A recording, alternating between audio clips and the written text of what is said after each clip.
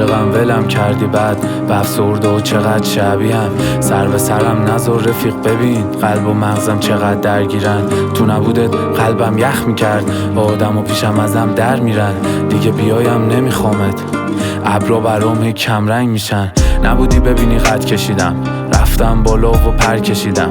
خودکارم دیگه رنگ نمیده ولی باز من واسه تو درد کشیدم.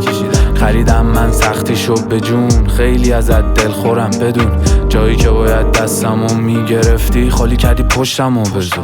یه روز بود امیدم بهت میتونستم روت بزنم بهت ولی الان تخمم نیست اینجا حرفامو میزنم بهت.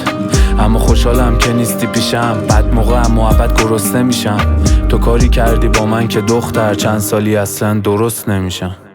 من اگه بهت گفتم برو نرو بمون پیشم همیشه بدون که غیر از تو کسی هیچ جور منو بلد نمیشه. اگه یه رو جسمم بره پیشت میمونه قلبم همیشه. حرفامم مشد دله دستام از سرما میپیچه. من اگه بهت گفتم برو نرو بمون پیشم همیشه بدون که غیر از تو کسی هیچ جور منو بلد نمیشه. اگه یه رو جسمم بره پیشت میمونه قلبم همیشه. حرفامم مشد دله دستام از سرما میپیچه. شب و تو خودم به فکر چشمات اراده کنی اونجام یک دو سه بشمار.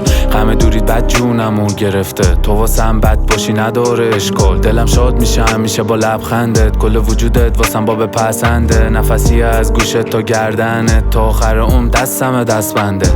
بعد تو تنهام بی کس میدونم که پیشت دردام بیم است. یه چیزی رو از ته دل میگم میخوام جوری بخوری نفهمی هستش کیم است. متنفر از هر صدا رفتیم راه ما لب دره ها رفتی دادی منو بد بگو تو گرگ بودی تو لباس بره ها بچه.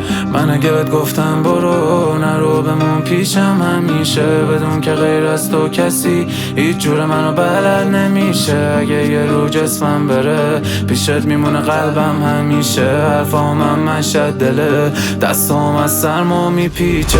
من اگه بهت گفتم